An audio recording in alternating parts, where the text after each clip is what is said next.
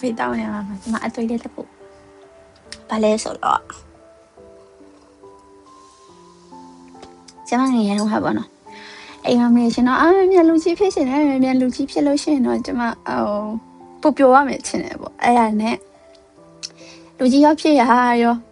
လှုပ်လိုက်ရတဲ့စာရပေါ့နော်အဲ့စာမလှုပ်ချင်ဘူးစာရမလှုပ်ချင်ဘူးပေါ့နော်ကျမစာလည်းမလှုပ်ချင်ဘူးဘွဲရပြီးတော့လို့ရှိရင်တော့အလုပ်လုပ်ရင်တော့ပူပျော်မယ်ပေါ့အလုပ်လုပ်ရင်ပူပျော်မယ်ပေါ့အဲ့ဒါနဲ့အလုပ်စားလုပ်တဲ့ဘွားရမှာစပါစလဲဆိုတော့ပေးလိုက်ရတဲ့ငါခပေးလိုက်ရတဲ့လမ်းစရိတ်စားစရိတ်လဲစရိတ်အဲ့အကုန်ပေးလိုက်ကြပေးလိုက်တော့ဘာမှမကြံတော့ဘူးဟာမှမကြံတော့တဲ့အပြင်ကိုအိမ်ကနေပြန်တောင်းရတဲ့အခြေအနေပေါ့နော်အဲ့ချိန်ကျမှအေးပေါ်ပြင်မလိုက်တာငါအိမ်ကငါ့ကိုထောက်ရပြင်မလိုက်တာငါနိုင်ငံခြားလေးထွက်ရပြီးတော့အလုပ်လုပ်လို့ရှိရင်တော့ဒီလေတော့မှာပါလေပို့ပြီးတော့အိမ်ကိုပေးနိုင်မှာပေါ့ငါလည်းပို့ပြီးမပြောရမယ်ပေါ့ဆို oversea လဲဟာဟုတ်ကနေရောက်ချလာပါတယ်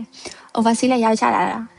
လာပြေလည်းမတီးတော့ဘူးလာကွယ်လည်းမတီးတော့ဘူးဘာလာမှမတီးတော့ဘာပွဲတော့ဘာလာမှမဘာပဲတီးတော့လဲဆိုလာကုန်ပဲတီးချင်တယ်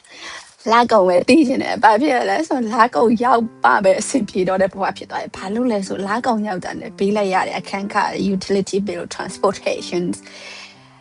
grocery အဲ့ဒီမှာရှိတဲ့အပြင်သွားဘာညာloss of expense ရေဖုံးပါမီဖို့အကုတ်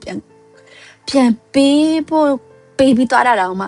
အိမ်ကိုပြန် support လုပ်ဖို့တော့ကိုမနေဆူရတာနော်မနေဆူရအဲ့ကျမဘာပဲတွေးမိတော့လဲဆိုအခုချိန်မှာကျမလိုချင်တာတစ်ခုကတော့ပေါ့နော်အငယ်ငယ်တော့ငါကျတော့အိမ်မှာဆိုအရင်ကြီးများကကြောင်ဒါလည်းမစားဟိုဟာလေးကြိုက်ဦးဒီဟာလည်းမစားချင်ဘူးဝေးဖြိုရောက်လာတော့ငက်တာတော့အပူစုဖြစ်သွားတယ်အရင်ငက်လိုက်ပါပဲဖြစ်အကုတ်စားဖြစ်သွားတယ်ပေါ့နော်အခုလိုချင်တာကတော့